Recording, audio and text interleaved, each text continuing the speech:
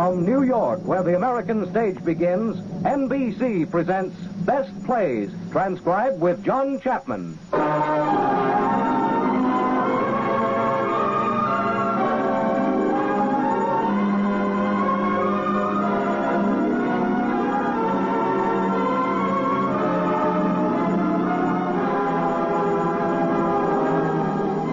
Best Plays, a series of hour-length dramas based on famous theatrical books, begun by the late Burns Mantle, now edited by the distinguished drama critic of the New York Daily News, John Chapman.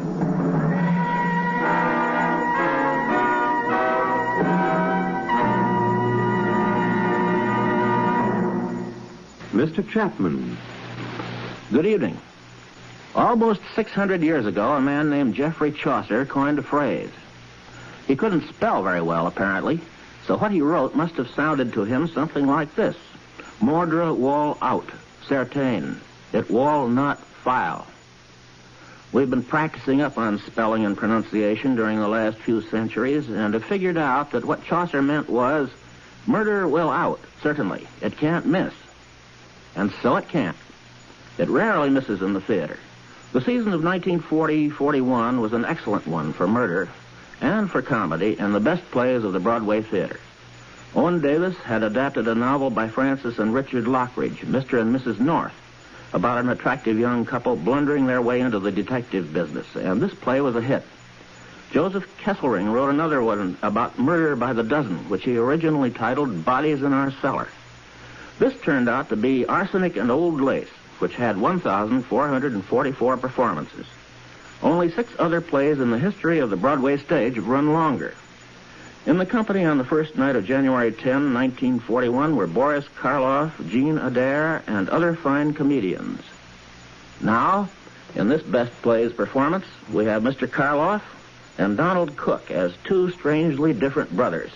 Mr. Cook currently is starring in the Broadway hit The Moon is Blue.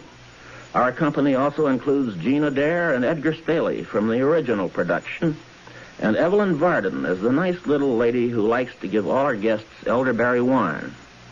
The performance is beginning. On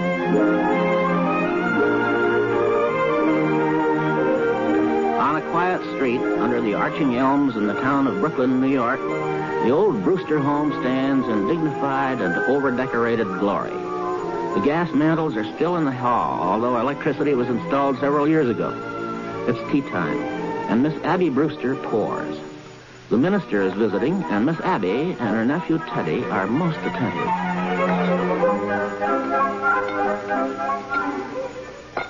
Won't you have another biscuit, Dr. Harper? Oh, no, Miss Abby. I always eat too many of your biscuits just to taste the lovely jam. But you haven't tried the quince. We always put a little apple in with it to take the tartness out. We'll send you over a jar. Teddy, more tea. What? Bully. Miss Abby, I've been meaning to speak to you about your nephew, Mortimer, I mean. Oh, yes, I understand he's taking Elaine to the theater again tonight. Teddy, your brother Mortimer will be here a little later. Delighted. We're so happy it's Elaine that Mortimer takes to the theater with him. Miss Abby, I'll be frank with you. I do not entirely approve your nephew's unfortunate connection with the theater. A drama critic is constantly exposed to the theater, and I fear some of them do develop an interest in it. Well, not Mortimer. You need have no fear of that. Why, Mortimer hates the theater. Really? Oh, yes, he writes awful things about the theater. But you can't blame him, poor boy. He was so happy writing about real estate, which he really knew something about. And then they just made him take this terrible night position. My. But, as he says, the theater can't last much longer anyway, and in the meantime, it's a living. Oh, now, who do you suppose that is? I'm coming. Oh, hello, Miss Brewster. How are you, Officer Brophy? Come in. Thank you. Oh, afternoon, sir. Sir, what news have you brought me? Colonel, I have nothing to report. Splendid. Thank you, sir. At ease. We've come for the Christmas toys, Miss Brewster. That's a splendid job you men do fixing toys for the children. Yeah, well, it gives us something to do when we sit around the station. You get tired playing cards. Then you start cleaning your gun, and the first thing you know, you've shot yourself in the foot. Teddy, dear, go upstairs and get that big box from your Aunt Martha's room. Delighted. That's right, dear. Up the stairs. How is Mrs. Brophy today? Pneumonia. Oh, I'm sorry to hear that. Oh, she's much better now. A little weak still. Well, I'm going to tell Sister Martha, and she'll bring you over some beef broth for her. And I'll be right back. Oh, don't bother, Miss Abby. You've done so much for her already. Oh. Hey, Colonel, you promised not to do that. But I have to call a cabinet meeting to get the release of those supplies. He used to do that in the middle of the night. The neighbors complain about him. Oh, he's quite harmless. Oh, sure. I suppose he does think he's Teddy Roosevelt. It's a shame a nice family like this hatching a cuckoo. The grandfather made $1 million. Patent medicine. Well, Officer Brophy and Dr. Harper. How nice. Hello, Miss Martha. I come to get the Christmas toys. Oh, yes. Teddy's Army and Navy. They wear out. Oh, you're back, Martha. How is poor Mr. Benitsky? Well, dear, it's pretty serious, I'm afraid. The doctor was there. He's going to amputate in the morning. Can we be present? No, dear, I asked him. But he said it's against the rules of the hospital or something. Oh, here's Teddy with the Army and Navy. Oh, thanks, Colonel. This will make a lot of kids happy. What's this? The USS Oregon? Oh, no, Teddy, dear, put it back. But the Oregon goes to Australia. Thank you again, ma'am. Pinch, hunt. Yes, sir, Colonel. Dismissed. Yes, sir. I shall retire to field headquarters. Fire! Fire the blockhouse! The blockhouse? The stairs are always San Juan Hill. Have you ever tried to persuade him he wasn't Teddy Roosevelt? Oh, no. Oh, he's so happy being Teddy Roosevelt. Once a long time ago, remember, Martha, we thought if he could be George Washington, it might be a change for him. But he stayed under his bed for days and just wouldn't be anybody. And we'd so much rather he'd be Mr. Roosevelt than nobody. Well, if he's happy, I'd better be running along. Give our love to Elaine. And Dr. Harper, please don't think too harshly of Mortimer because he's a dramatic critic.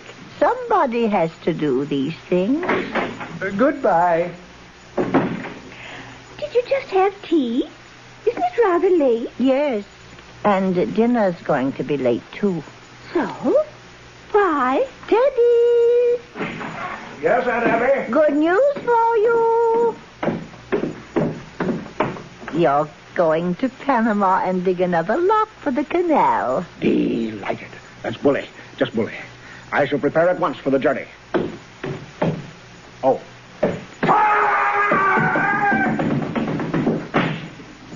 Abby, you mean? Yes, dear? While I was out? Yes, dear. I just couldn't wait for you. I didn't know when you'd be back, and Dr. Harper was coming. But, dear, all by yourself. I run right downstairs and see. Oh, no, there wasn't time. Then where did you... Martha, look in the window seat. The window seat? Go ahead, dear. Lift the lid. Oh, Abby, isn't it just too delightful? And to think you managed it all by yourself.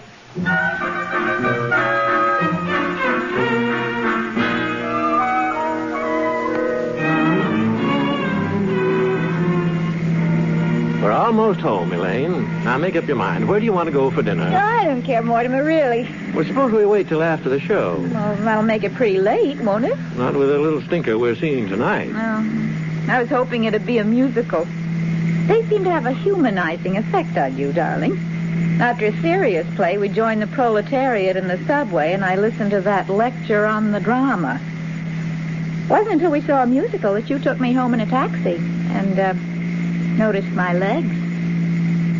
Elaine, where could we be married in a hurry? Say, tonight.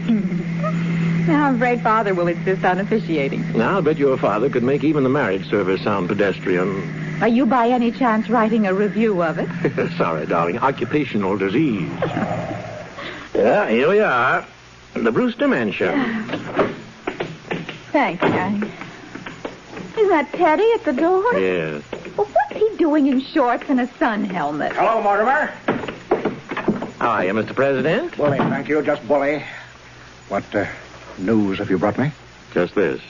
Mr. President, the country is squarely behind you. Yes, I know. Isn't it wonderful? Well, goodbye. Where are you off to, Teddy? Panama. Panama's the cellar. He digs locks for the canal down there. Oh, you're very sweet with him. Teddy always was my favorite brother. Favorite? Were there more of you? There's another brother, Jonathan. We don't talk about him. He left Brooklyn very early, by request. Jonathan was the kind of boy who liked to cut worms in two with his teeth. What became of him? I don't know. He wanted to become a surgeon like Grandfather, but he wouldn't go to medical school first, and his practice got him into trouble. Oh. Well, goodbye, darling. I'll run over and say goodnight to Father before I go out with you. He likes to pray over me a little. Mm-hmm. I'll be right back. I'll cut across the cemetery. Hello, Mortimer. Oh, hello, Aunt Abby. Did you see my chapter on Thoreau? I want to show it to Elaine. No, I haven't seen it, dear. We thought you'd like a little something before you leave. Martha's getting a piece of the Lady Baltimore cake. Dr. Harper was here to tea. He's concerned about Elaine going to the theater so much. He loved tonight's horror. Murder will out. Oh, dear. Well, I think I'll open a bottle of wine. It'll be nice with the cake. Yeah, I can see it all now. The same old thing. When the curtain goes up... where is that chapter? The first thing you'll see, maybe in the window seat, will be a dead body. Sure, just like this one. A dead body. A dead body. There is a happy land far, far away. Lady Baltimore cake is so nice with a little wine, don't you think, dear? Aunt Martha, Aunt Abby. Yes, dear? You told me you were going to make plans for Teddy to go to that sanitarium, Happy Dale. Yes, dear. It's all arranged. Teddy has to sign the papers. He's got to sign them right away. You've got to know sometime. I'm frightfully sorry, but I've got some shocking news for you. Teddy's killed a man. Nonsense, dear. There's a body in that window seat. Yes, dear, we know. Oh, well, you know? Now, Mortimer, just forget about it. Forget you ever saw the gentleman. Forget? We never dreamed you'd peek. But who is he? His name is Hoskins, Adam Hoskins. That's really all I know about him, except that he's a Methodist. Well, what's he doing here? What happened to him? He died. Martha, men don't just get into window seats and die. No, he died first. Well, how? Oh, Mortimer, don't be so inquisitive. The gentleman died because he drank some wine with poison in it. How did the poison get in the wine? Well, we put it in the wine because it's less noticeable. When it's in tea, it has a distinct odor. You put it in the wine? Yes. And I put Mr. Hoskins in the window seat because Dr. Harper was coming. Oh, so you knew what you'd done. You didn't want Dr. Harper to see the body. Well, not at tea. That wouldn't have been very nice. Now you know the whole thing, Mortimer. Just forget about it. I do think Martha and I have the right to our own little secrets. Butter plates, Martha. Butter plates. Yes, of course, dear. Oh, Abby. While I was out, I dropped in on Mrs. Schultz. She's much better. Yes, and she would like us to take Junior to the movies again. Well, we must do that tomorrow or the next day. Yes, but this time we'll go where we want to go. Junior's not going to drag me into another one of those scary pictures. Aunt Martha, Aunt Abby, what are we going to do? What are we going to do about what, dear? There's a body in that window seat. Yes, Mr. Hoskins. Well, good heavens, I can't turn you over to the police. What am I going to do? Well, for one thing, dear, stop being so excited. And for pity's sake, stop worrying. We told you to forget the whole thing. Forget? My dear Aunt Abby, can't I make you realize that something has to be done? Now, Mortimer, you behave yourself. You're too old to be flying off the handle like this. But you can't leave him there. We don't intend to, dear. No, Teddy's down in the cellar digging the rock. You mean you're going to bury Mr. Hotchkiss in the cellar? Hoskins, dear. Oh, yes, dear. Of course, that's what we did with the others. Oh, no. You can't bury Mr. Others. The other gentleman. When you say other, do you mean others? More than one others? Oh, yes, dear. Let me see. This is 11, isn't it, Abby? No, dear, this makes 12. Oh, I think you're wrong, Abby. This is only 11. No, dear, because I remember when Mr. Hoskins first came in, it occurred to me that he would make just an even dozen. Well, you really shouldn't count the first one, dear. Oh, well, I was counting the first one, so that makes it 12. Hello. Hello? Al? Oh, my, it's good to hear your voice. 12. 11. Al? Oh, checking up. Well, I know I didn't pick up the tickets. Yeah, I'm glad you called. Now, get a hold of George right away. He's got to review the play for me. Yeah, I'll explain later. Now, let's see. Where were we? 12. Yes. Addie thinks we ought to count the first one, and that makes it 12. Well, all right. Now, all right. Who was the first one? Mr. Midgley. He was a Baptist. He came here looking for a room. He was such a lonely old man. All his kith and kin were dead, and it left him so forlorn and unhappy. We felt so sorry for him. And then when his heart attack came and he sat in that chair looking so peaceful. Remember, Martha? Mm-hmm. We made up our minds then and there that if we could help other lonely old men to the same peace, we would. He dropped dead right in that chair? Oh, how awful for you. Oh, no, dear. Why, it was rather like old times. Your grandfather always used to have a cadaver or two around the place. Well, I know, but... You see, Teddy had been digging in Panama, and he thought Mr. Midgley was a yellow fever victim. That meant he had to be buried immediately. So we all took him down to Panama and put him in the lock. And that's how it started? Of course, we realized we couldn't depend on that happening again, so... You remember those jars of poison that have been up on the shelves in Grandfather's laboratory all these years? You know your Aunt Martha's knack for mixing things. You've eaten enough of her piccalilli. Well, dear, for a gallon of elderberry wine, I take 1 teaspoonful of arsenic, then add half a teaspoonful of strychnine, and then just a pinch of cyanide. Should have quite a kick. Yes, as a matter of fact, one of our gentlemen found time to say, "How delicious." Yes, he did. Oh, well, we'll have to get things started in the kitchen for supper. I wish you could stay, Mortimer. I'm trying out a new recipe. I couldn't eat a thing.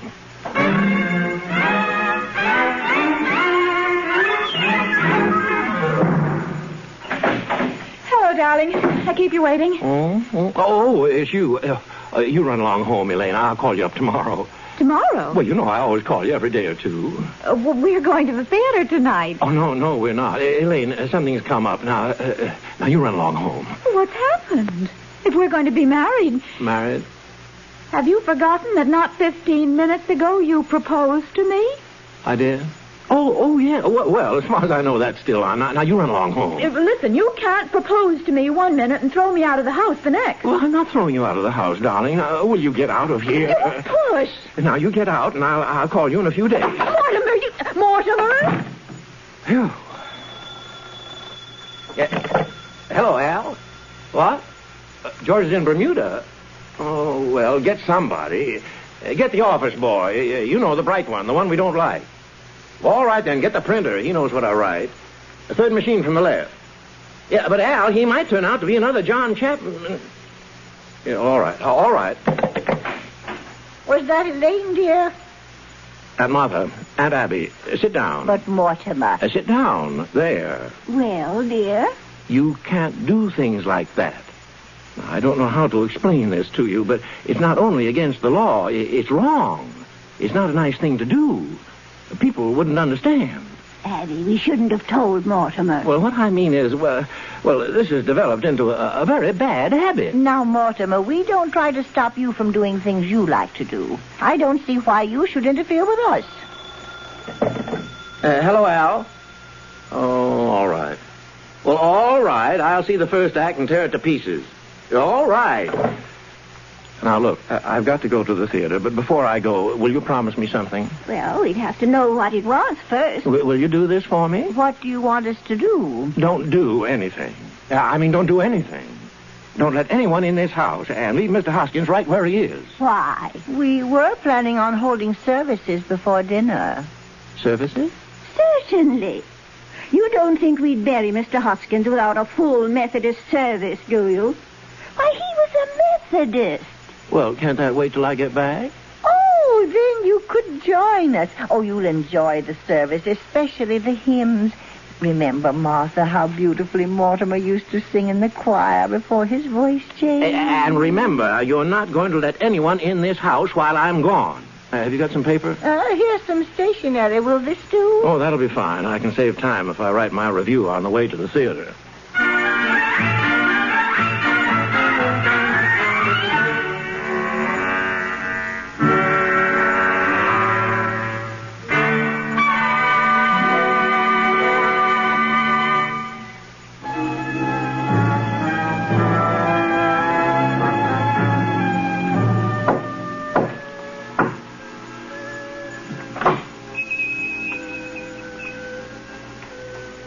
Come in, Doctor. I'm right behind you, Johnny. Well, this is the home of my youth. Oh. As a boy, I couldn't wait to escape from this place. Now I'm glad to escape back into it.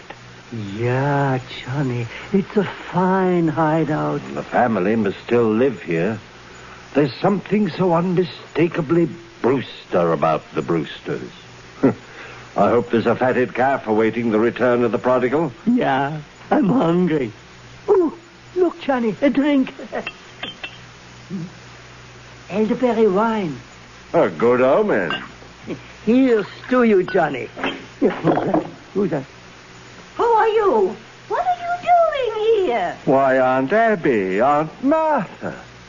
It's Jonathan. You get out of here. But I'm Jonathan, your nephew, Jonathan. Oh, no, you're not. You're nothing like Jonathan, so don't pretend you are. You just get out of here. But, Aunt Abby, I am Jonathan. And this is Dr. Einstein. And he's not Dr. Einstein either. Not Dr. Albert Einstein, Dr. Herman Einstein. His voice is like Jonathan's. Have you been in an accident? No. My face. Dr. Einstein is responsible for that. He changes people's faces. Abby, I've seen that face before. Oh, do you remember when we took the little Schultz boy to the movies and I was so frightened? It was that face. Aunt Martha. Easy, Johnny, easy. Now, don't worry, ladies. The last 5 years, I give Johnny 3 new faces. This last one, well, I saw that picture, too, just before I operate, and I was intoxicated. You see, Doctor? You see what you've done to me? Even my own family. Johnny, you're home. These are your lovely aunts. They know you. Well, Jonathan, it's been a long time. Where have you been all these years? Oh, England, South Africa, Australia... And the last 5 years, Chicago. Dr. Einstein and I were in business there together. Oh, we were in Chicago for the World's Fair. Yes, we found Chicago awfully warm. Yeah, it got hot for us, too. Oh, well, it's wonderful to be in Brooklyn again. And you, Abby, Martha, you don't look a day older. Just as I remembered you. Sweet, charming, hospitable... And dear Teddy, I remember him so high. And did he get into politics? You know, Doctor, my little brother was determined to become president. Yeah. Well, Jonathan, it's very nice to have seen you again. Bless you, Aunt Martha. It's good to be home again. Well, Martha, we mustn't let what's on the stove boil over. Oh, yes, of course. If you'll excuse us, Jonathan, unless you're in a hurry to go somewhere. Martha! Oh, yes, I'm coming, Abby. Well, Johnny, where do we go from here? The police have pictures of that face. I got to operate on you right away. We got to find some place for Mr. Spinalzo, too. Don't waste any worry on that rat. But, Johnny, we got a hot stiff on our hands. You can't leave a dead body in a rumble seat. We shouldn't have killed him, Johnny. He was a nice fellow. He gives us a lift, and what happens? He said I looked like Boris Karloff. That's your work, Doctor. You did that to me. No, Johnny, we find a place somewhere. I fix you up, critic. Tonight. Now, Johnny, I got to eat first. I'm hungry. I'm weak. Jonathan, we're glad you remembered us and took the trouble to come in and say hello. But you were never happy in this house, and we were never happy while you were in it. So we've just come in to say goodbye. But, Aunt Abby, I promised Dr. Einstein that if ever we came to Brooklyn, I'd bring him here for one of Aunt Martha's home-cooked dinners. I'm sorry. I'm afraid there wouldn't be enough. Oh, Abby, it's a pretty good size pot roast. Pot roast? I think the least we can do is... Thank you, Aunt Martha. We'll stay to dinner. Well, we'll hurry it along. And, Jonathan, if you want to freshen up, why don't you use the washroom in Grandfather's old laboratory? Huh? Is that still there? Oh, yes. Come along, Martha. We're all in a hurry. Well, we get a meal anyway. Grandfather's laboratory. Doctor, a perfect operating room. Oh, too bad we can't use it. I'll handle this. Why, this house will be our headquarters for years. You mean it? Oh, that would be beautiful, Johnny. This nice, quiet house. And those aunts of yours, what sweet ladies. I love them already. I get the bags from the car. Doctor, we must wait till we're invited. And if they say no... Doctor, two helpless old ladies. Oh. Oh, it all comes true. A beautiful dream. It's so peaceful. That's what makes this house so perfect for us. It's so peaceful.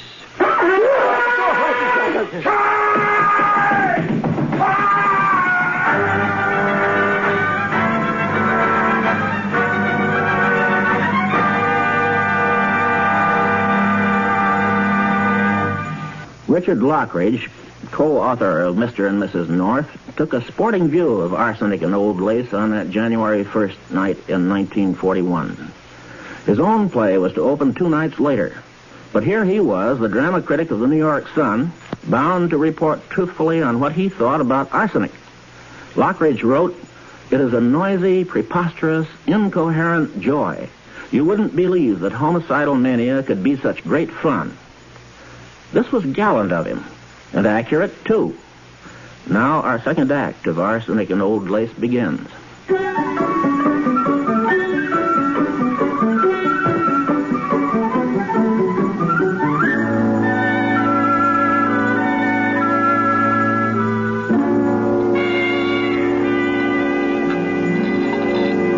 Aunt Martha, you haven't lost any of your skill. Why, thank you, Jonathan. And now I know you and Dr. Einstein both want to get where you're going. But, my dear aunts, I'm so full of that delicious dinner, I just can't move a muscle. Yeah, it's so nice here. Well, after all, it's very late. I found it. Did you lose something, Teddy? I found it. The story of my life, my biography. You see, here we are, both of us. President Roosevelt and General Goethals at Culebra Cut. That's me, General, and that is you. My, how I've changed. Well, you see, that picture hasn't been taken yet. We haven't even started work on the Culebra Cut. General, we will both go to Panama now to inspect the locks. No, Teddy, not to Panama. Yeah, Panama's a long way off. Nonsense. Just down in the cellar. The cellar? Yes, we let him dig the Panama Canal in the cellar. General, as President of the United States, I demand that we inspect the locks immediately. Teddy, I think it's time you went to bed. I beg your pardon? Who are you? I'm Woodrow Wilson. Go to bed. No, you're not Wilson. But your face is familiar. Let me see. Yes. Perhaps I meet you later on my hunting trip to Africa. Yes. You look like someone I might meet in the jungle. Teddy? It's your brother, Jonathan, dear. He's had his face changed. Oh, so that's it. A nature faker. And perhaps you had better go to bed, Teddy. Jonathan and his friend have to go to their hotel. General Goethals, inspect the canal. But Johnny... Inspect the canal. All right, Mr. President. We go to Panama. Bully. Follow me, General. Oop, have to wear a sun helmet. It's down south, you know. Of course. Bon voyage. Aunt Abby, I must correct your misapprehension. We have no hotel. We came directly here. This is my home. But, Jonathan, you can't stay here. Aunt Abby, you have a most distinguished guest in Dr. Einstein. I'm afraid you don't appreciate his skill. In a few weeks, you'll see me looking like a very different Jonathan. Oh, but he can't operate on you here. Ah, I forgot to tell you. We are turning Grandfather's laboratory into an operating room. We expect to be quite busy. Hey, Johnny, down in the cellar. Dr. Einstein, my dear aunts have invited us to live with them. Oh, you fixed it. Well, you're sleeping here tonight. Aunt Abby, please get our room ready. But... Now. Well, come along, Martha, dear. Johnny, when I go down in the cellar, what do you think I find? What? The Panama Canal. Ah, the Panama Canal. It's a hole Teddy dug 6 feet long and 4 feet wide. Down there? And it just fits Mr. Spinaldo. Rather a good joke on my aunts. They're living in a house with a body buried in the cellar. Come on, we'll bring it in through the window.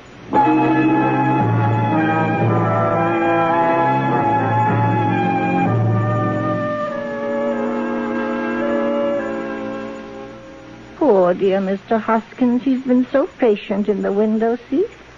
I think Teddy had better get Mr. Hoskins downstairs right away. Abby, I will not invite Jonathan to the funeral services. Oh, no. We'll wait until they've gone to bed and then come down and hold the services. The general was very pleased. He says the canal is just the right size. He says that... Teddy, there's been another yellow fever victim. Oh, dear me. This will be a shock to the general.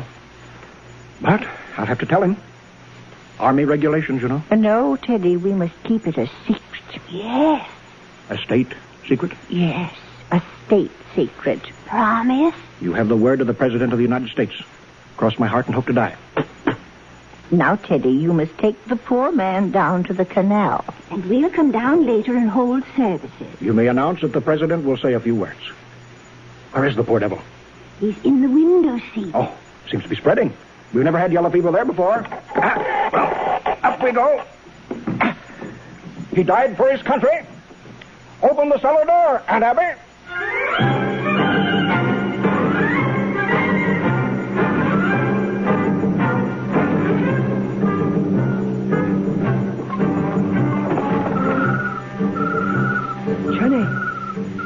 Johnny, are you out there? Wait.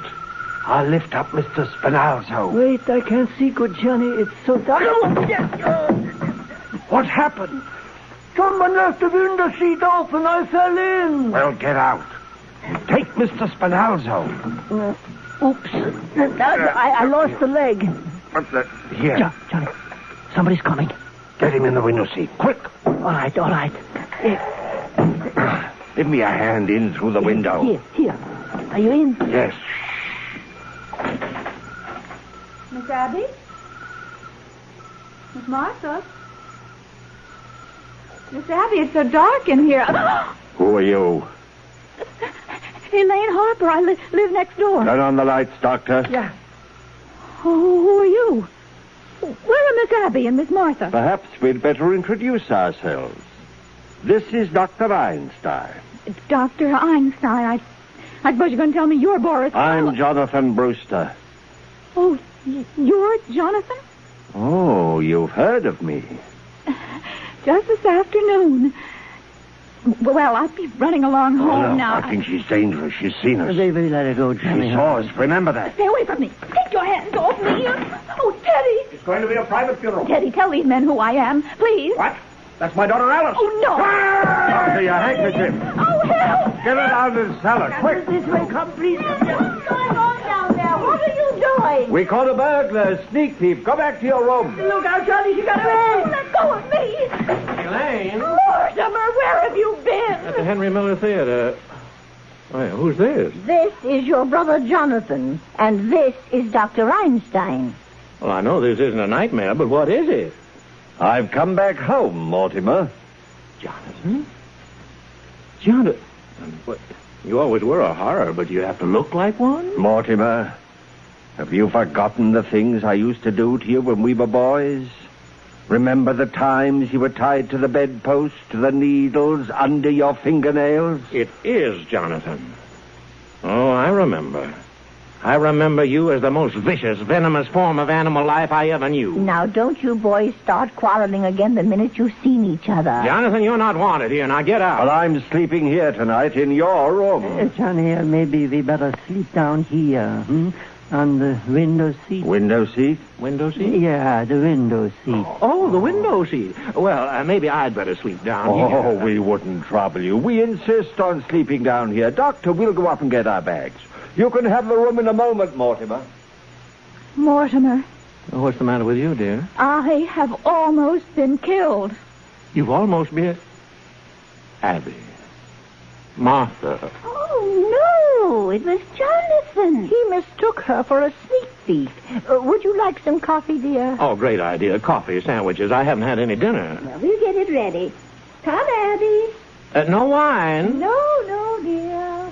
I'm sorry I'm so late, Elaine, but it's after 12, and I... 12? Elaine, you've got to go home. What? Mortimer, I want to know where I stand. Do you love me? I love you very much, Elaine. I love you so much I can't marry you.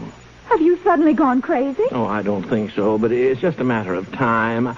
You see, insanity runs in my family. It practically gallops. Now, just because Teddy is a little... No, it goes way back. The first Brewster, the one who came over on the Mayflower. You know, in those days, the Indians used to scalp the settlers. He used to scalp the Indians. But, darling, this doesn't prove you're crazy. Well, look at your aunts. They're Brewsters, aren't they? And the sanest, sweetest people I've ever known. Well, even they have their peculiarities. Mortimer, you're not even looking at me. Come away from that window seat. Yeah, right away, Elaine. Oh, another one. Elaine, you've got to go. Something very important has just come up. Up from where? We're here alone together. Elaine, if you love me, will you get the devil out of here? Mortimer, will you kiss me goodnight? Why, of course, darling. Quickly. Oh. Well, good night, dear. And I'll call you in a day or two. You critic. And Martha, Aunt Abby, come in here. Yes, dear. What is it? Oh, where's Elaine? You promised me...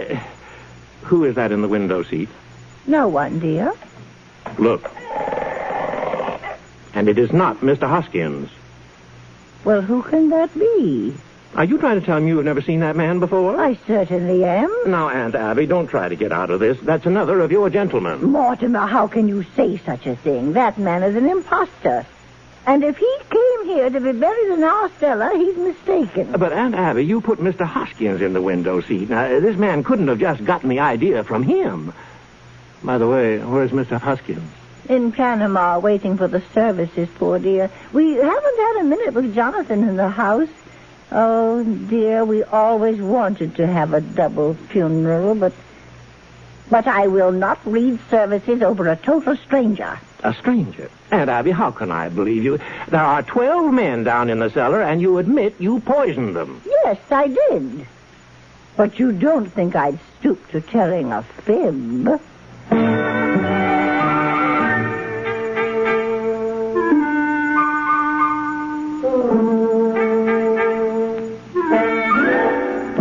Jonathan, I want a word with you. Aunt Abby, Aunt Martha. I think Jonathan is leaving at once. Oh, no, Mortimer. Oh, yes, and you're taking your cold companion with you from the window seat.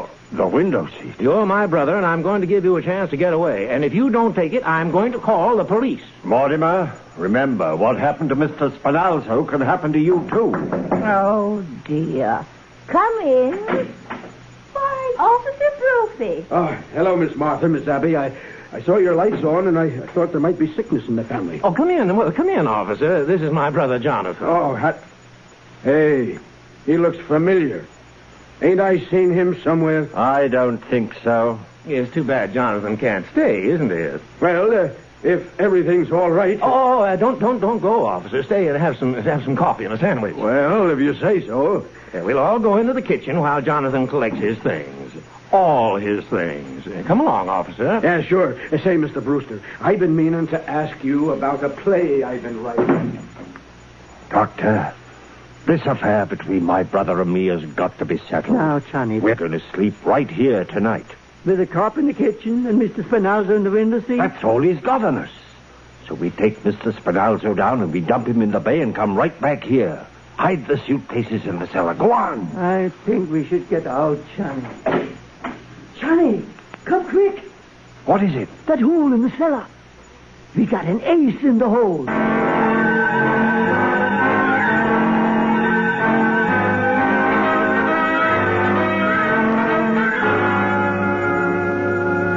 Still here, Jonathan? I thought I told you. We're staying. You think I was bluffing? You think I won't tell Officer Brophy what's in the window seat? Officer Brophy! If you tell Brophy what's in the window seat, I'll tell him what's in the cellar. The cellar? There's an elderly gentleman down there who seems to be very dead. What were you doing in the cellar? What's he doing in the cellar? No, thank you, ma'am. That's all the coffee I can drink.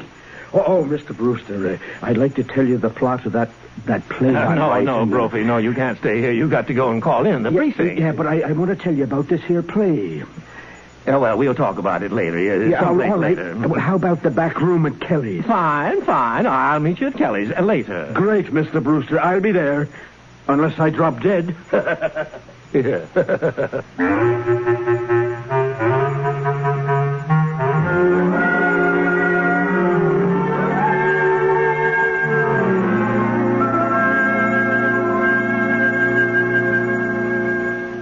Is that you, Mortimer? It's Jonathan, Aunt Abby. Mortimer went out. Where are you going? To Panama to bury Mr. Spinalzo. But he can't stay in our cellar. There's a friend of Mortimer's downstairs waiting for him. He and Mr. Spinalzo will get along fine together. They're both dead. They must mean Mr. Hoskins. You know about what's downstairs? Of course we do, and he's no friend of Mortimer's. He's one of our gentlemen. Your gentleman?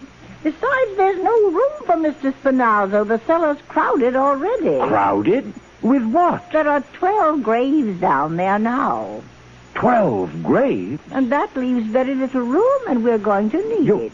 You mean you and Aunt Martha have murdered? Murdered? Certainly not. It's one of our charities. So you just take your Mr. Spinalzo out of there. You've done that here in this house and you buried them down there? Johnny, we've been chased all over the world. They stay right here in Brooklyn and do just as good as you do. What? You got 12 and they've got 12. I've got 13. No, Johnny, 12. 13? There's Mr. Spinalzo. Yeah. Then the first one in London, 2 in Johannesburg, 1 in Sydney, 1 in Melbourne, 2 in San Francisco, 1 in Phoenix. Phoenix? The filling station. Oh, yeah. The 3 in Chicago and the 1 in South Bend. That makes 13. But you can't count the one in South Bend. He died of pneumonia. He wouldn't have got pneumonia if I hadn't shot him. No, Johnny, you got 12 and they've got 12. The old ladies are just as good as you are. Oh, they are they? Well, that's easily taken care of. All I need is 1 more, that's all. Just 1 more. Well, here I am.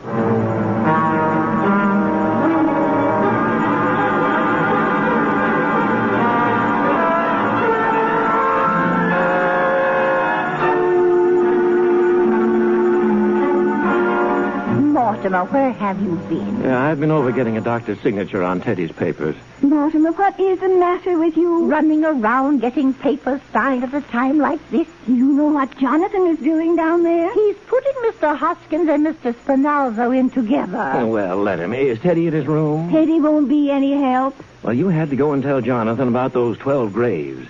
If I can make Teddy responsible for those, I can protect you. Don't you see? No, I don't see. And we pay taxes to have the police protect us. We'll call them. Oh, but you can't. They'll find out about Mr. Hoskins and the other 12 gentlemen. Mortimer, I don't think the police would pry into our private affairs if we asked them not to. No, you can't do this. I won't let you. Well, if Jonathan and Mr. Spinalzo are not out of this house by morning, we're going to call the police.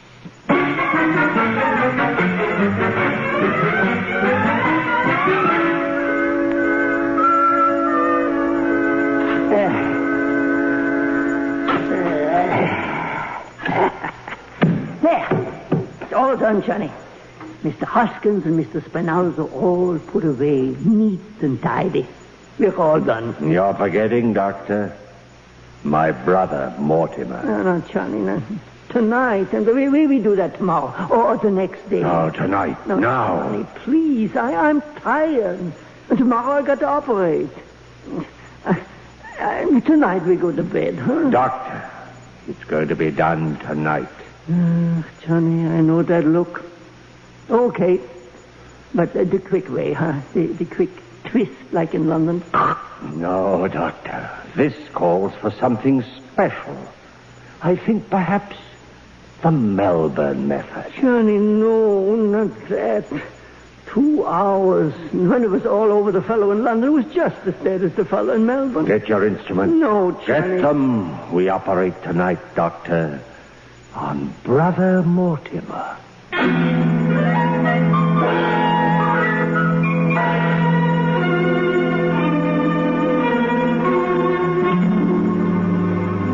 My bugle. Mortimer, hand me my bugle. No, Mr. President, just sign these papers. I cannot sign any proclamation without consulting my cabinet. But this must be a secret. A secret proclamation? How unusual. Japan mustn't know until it's signed. Oh, Japan, eh? I'll sign it right away. I'll take it into the closet. A secret proclamation has to be signed. In secret. But at once, Mr. President. I'll have to put on my signing clothes. The interview is at an end. Thank you, Mr. President. Sign it right away to... Oh, no! Close the door, Doctor. Now, won't you sit down, Mortimer? Don't chew on the handkerchief. It's imported lace. Doctor, the curtain cord. Yeah. Mortimer, I've been away for 20 years, but every night I've dreamed of you. In London, I dreamed of you, and in Melbourne, There. Tight and neat. Now, Doctor, your instruments. We go to work. Please, Johnny, for me the quick way. All ready for you, Doctor. Nah, I gotta have a drink. I can't do this without a drink. That wine, remember this afternoon? Where did the old lady put... Oh, here. Elderberry wine. I split it with you. We both need a drink. Very well, Doctor. We'll drink to Mortimer. To my dear dead brother. Cabinet meeting on the double. That idiot. He goes next. No, not Teddy. That's where I stop. I draw the line at Teddy. Now we've got to work fast. Yeah, the quick way. Yes, Johnny. Doctor. One quick twist of the silk handkerchief. Hey, the colonel's got to stop blowing that horn. It's all right, officer. We're taking the bugle away from him. We promised the neighbors he wouldn't do that anymore. Oh, hey, Mr. Brewster. Why are you all tied up? He was explaining the play he saw tonight. That's what happened to the fella in the play. Oh, yeah?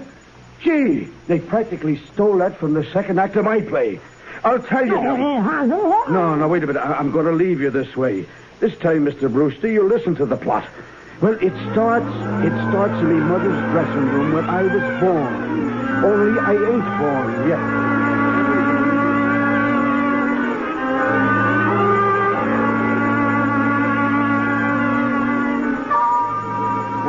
Then we get back to me mother. There she is, lying unconscious in her lingerie. The fiend is standing over her with an axe. There. How do you like it so far, huh, Doctor? Well, it put Johnny to sleep. Oh, that's just the second act. Now the third act. Johnny, wake up. I can't wake him. What's going on? Johnny, it's cops. Brophy. Oh, hiya, Lieutenant. This is Mortimer Brewster. He's going to help me write me play. Did you have to tie him up to make him listen? The whole precinct is out looking for you. It's 8 o'clock in the morning. Give me the phone and untie him. Oh, gee, Mr. Brewster, I'll have to run through the third act quick. Hello, Captain. Brophy's here. You don't have to worry. Yeah, we found him in the Brewster house, so you can call off the big manhunt. You want us to bring him in? Manhunt? Oh, so I've been turned in, huh? Oh, no, buddy, you got it wrong. I suppose you and that stool pigeon brother of mine will split the reward. Reward? Grab him, Brophy. You stay still, Mac. Now I'll do some turning in. There are 13 bodies buried in our cellar. Oh, yeah? I'll show you. You come on down to the cellar with me. 13 bodies. Maybe you better go down, Joe. With him? Not me. He looks like Boris Karloff. Ah! Get him off me, Rooney. Help me. Get your head out of the way. Well, what do you know about that? Imagine him claiming there was 13 bodies buried in the cellar. Get him out of here. Well, I'll have to drag him by the feet. I'll take him into the kitchen. What a story. 13 bodies buried in the cellar. Sir, there are 13 bodies buried in the cellar. Who are you? I'm President Roosevelt. What is this? He's the one that blows the bugle. Oh, dear me. Brother Jonathan, a yellow fever victim. No, Colonel. He's a spy. We caught in the White House. Well, will you get him out of here? Now, you. Didn't anybody untie you yet? Here, I'll do it. Now, Lieutenant, listen to me. That crazy brother of yours has got to be put away. We don't want no more bugles blowing. Oh, yes, I know. I have the papers right here. Teddy's going to Happy Dale. Now, about those 13 bodies. Yeah. Can you imagine what would happen if that cockeyed story got around? And now he's starting a yellow fever scare. It's lucky I didn't fall for that story. 13 bodies.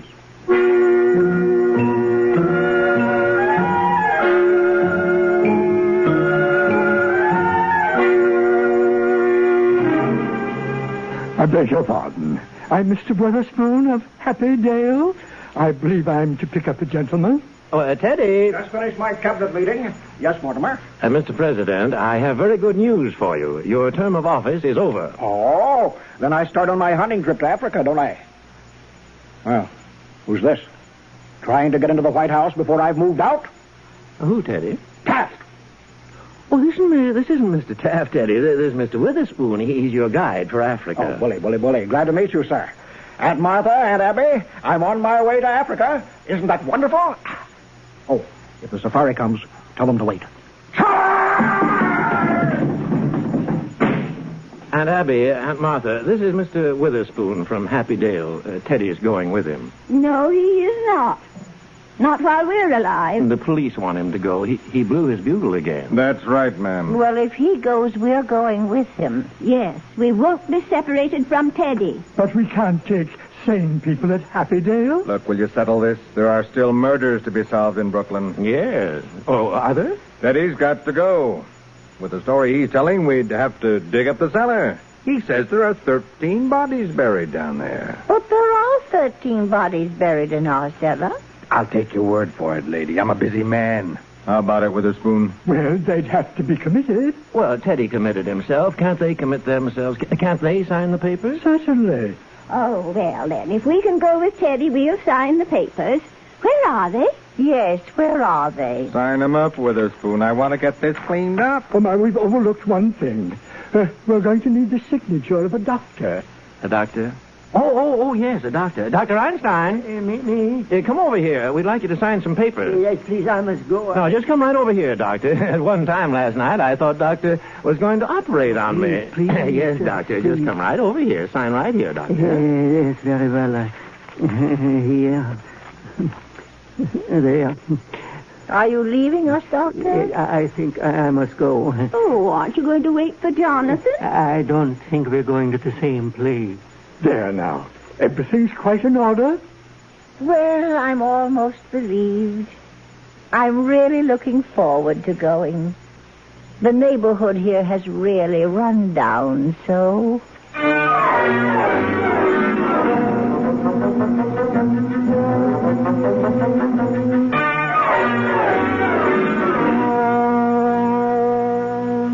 Well, Mortimer, we're all ready to go now.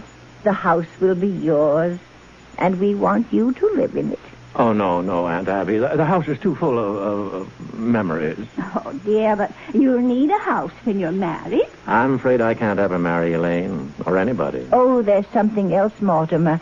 You signed our papers as next of kin.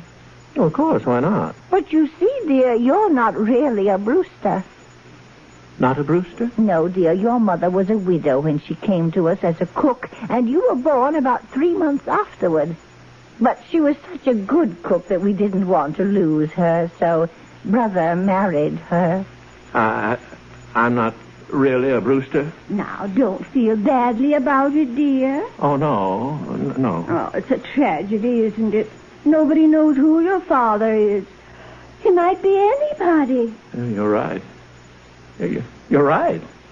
Well, isn't it wonderful? He might be anybody. I've got to tell Elaine. He might be anybody. All right, Jonathan, come on. I'm coming, Lieutenant. Goodbye, aunties. So this house is seeing the last of the Brewsters. Well, I can't bet on my record now, but neither can you. At least I have that satisfaction. The score stands even. 12-12. Jonathan always was a mean boy. Never could stand to see anybody get ahead of him. I wish we could show him he isn't so smart. Well, ladies, perhaps we'd better be going. Martha? Yes, Abby? Oh, yes. Mr. Witherspoon, does your family live with you at Happy Dale? I have no family. Oh, that must make it very lonely for you. I suppose it does. Martha? Mm-hmm. Mr. Witherspoon, I think at least we should offer you a glass of elderberry wine. Elderberry wine? You grow your own elderberries? No, but the cemetery is full of them. You don't see much elderberry wine nowadays. I thought I'd had my last glass of it. Oh, no. Here it is. Well, ladies, to a long life.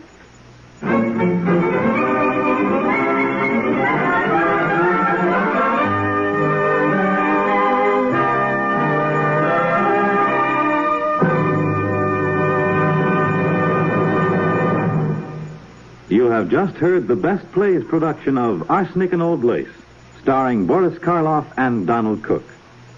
Now, here again is your host, drama critic John Chapman. Joseph Kesselring never wrote a sequel to Arsenic and Old Lace, so we don't know what happened to Mr. Witherspoon. Perhaps someday the author will get around to it. In the meantime, we will have another Best Play for you next Sunday. It will be a rather strange and quite lovely piece, Dark of the Moon, which Howard Richardson and William Burney made from the old hillbilly folk song about Barbara Allen. Our star will be Alfred Drake. Let's all meet again next Sunday in the mountains called the Great Smokies. This is Chapman saying goodbye until then.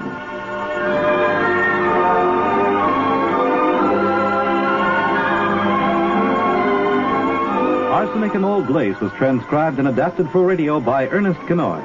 Boris Karloff was Jonathan, Donald Cook was Mortimer. Evelyn Varden and Gina Dare appeared as Abby and Martha, Edgar Staley as Dr. Einstein, Wendell Holmes as Teddy Brewster, Joan Tompkins as Elaine, Arthur Maitland as Mr. Witherspoon, Ted Osborne as Reverend Harper, and Ed Latimer as Brophy. Best Plays is an NBC production, supervised by William Welch and directed by Edward King. This is Fred Collins speaking. Tonight, America's Press Conference. It's Meet the Press on NBC. At 6:30.